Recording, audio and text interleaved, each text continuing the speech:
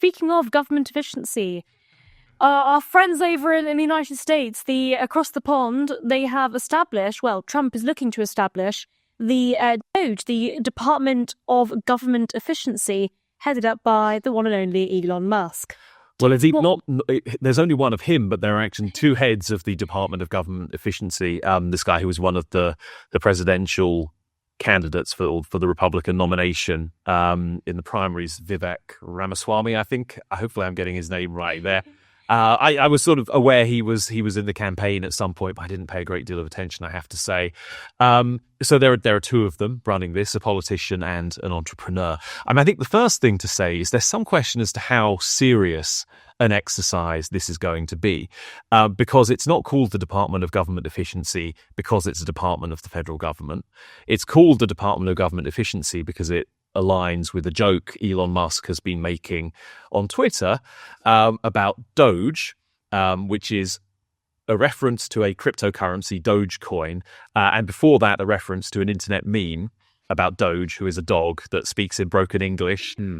Such a bad way to name government.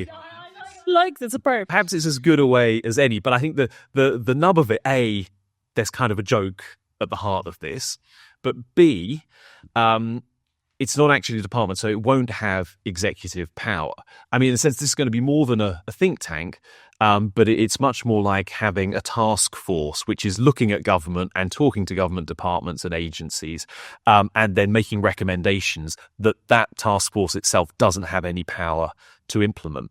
And so in some cases, yes, they'll be coming up with things and you guess that the presidential appointees in charge of executive agencies, they'll be able to make some cuts or make some efficiencies themselves.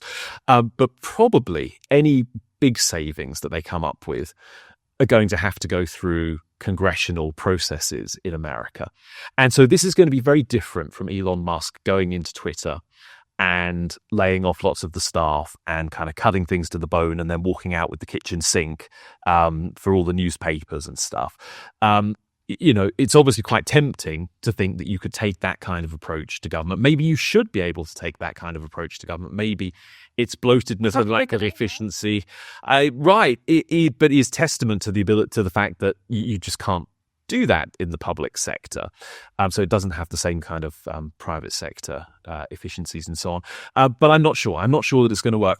Obviously, I kind of wish them well as a small government person and as someone who thinks there are huge problems with the kind of modern bureaucratic, regulatory, administrative state, whatever you want to call it, that has grown up over the last couple of decades. Elon Musk, I think at one point said he wanted to cut $2 trillion from the federal budget. So the annual budget is about $6 trillion. So assuming he was talking in annualized terms, and again, that's not totally clear because a lot of this has been, so far the discussion has taken the form of jokes on social media rather than sort of hardcore policy making. But let's say he's talking annualized terms. That's a third of the federal budget. Another problem is that half the federal budget is entitlements.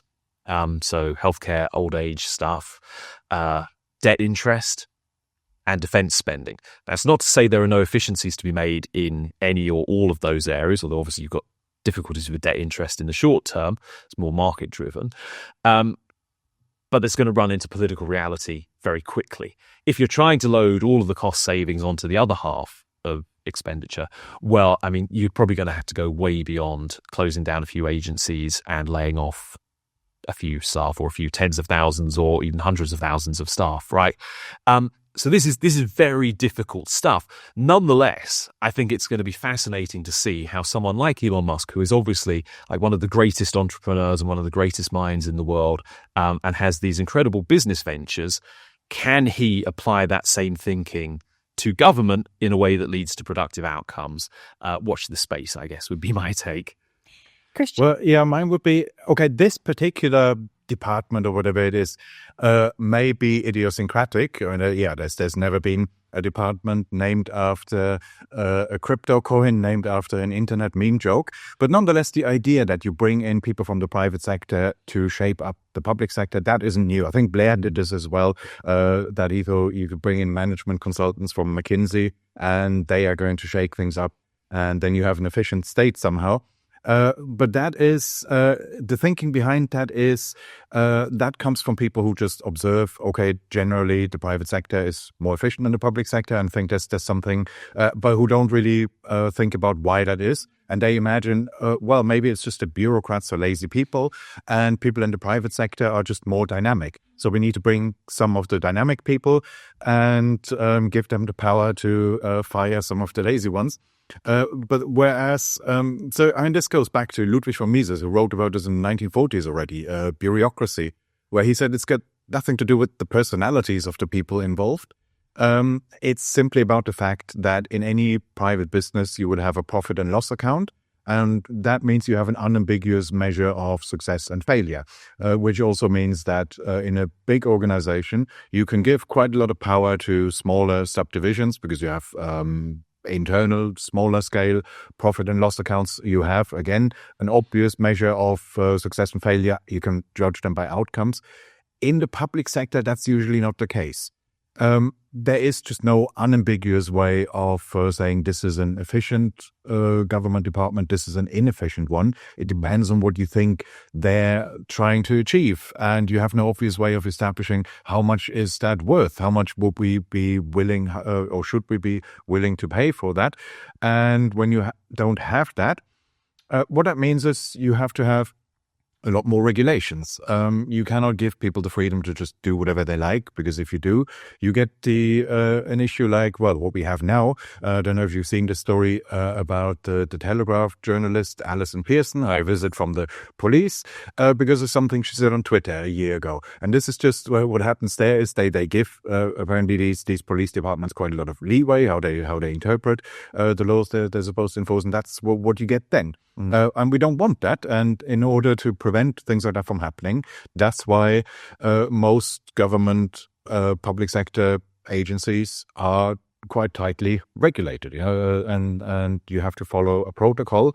You can't give them that autonomy because we don't have that obvious measure of success and failure. And that's just the nature of that business. So if you could somehow marketize the police, or even from Mises said you can't, but if you could choose between a policing company that says our priority is burglaries, violent crimes, theft, and police company 2 would say our priority is to arrest people for saying mean things on Twitter. Well, there's no prizes for guessing which of those will win in a market process. And I think the one thing I will say about the kind of the approach Elon Musk has taken in the corporate world and how it might translate into the public sector, into the US federal government, is that there is actually a lot to be said for simply reducing headcount. Especially when you're talking about kind of executive agencies, regulators, bureaucracies.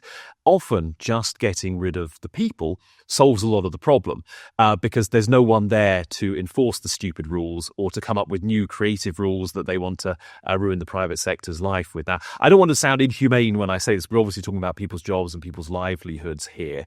But the hope is actually that a lot of people who were displaced, shall we say, from public sector bureaucracies would be able to find good jobs in the private sector. That would be good for the economy. That would be good for growth. But I think an interesting parallel here is with Trump's first term, where there's been a lot of talk about, Trump was a successful deregulator. And I think when you look at it, actually, they didn't do an awful lot of deregulation in terms of actually changing the rules or reducing rules or eliminating them. There was some of that, but it's been oversold. In fact, what happened was because the Senate was so against Trump and wouldn't appoint his nominees, most of these agencies just didn't have people running them, or a lot of them didn't. And so they couldn't operate properly. And it turns out, from my perspective at least, that's a good thing. It's great when the government does less. I think. Can I add one point to that? That's all well and good if you have, say, you have public sector agencies, they have a particular array of activities, and you have an idea, this is what they should be doing, this is what they should not be doing. Then you don't need profit and loss accounts or anything. Then you can just say, okay, these are the things that I just don't want these agencies to do, and I fire everyone who does that right now. And then problem solved. And that was more or less, Elon Musk, when he took over Twitter, it's not that he knew all the details about the day-to-day operations of the business. He very much came from the outside. But he just knew that Twitter had too many content moderators. So that was part of his whole idea, that he wanted to make it a free speech platform. And what that meant was that if you implement his approach, his vision of what Twitter should be, you need far fewer content moderators. That's why he could go in and from day one say, okay, a lot of you are just not going to be needed anymore now. That's all well and good. If you have specific functions in mind that you think are not essential, should not be performed at all, it's much trickier if you try to make an organization do the same things that it does now, but just more efficiently. Yeah. I think these are really, really interesting parallels with the private sector. And of course, this does come back to public choice theory, ideas that people like Gordon Tullock and James Buchanan have been writing about for a very long time.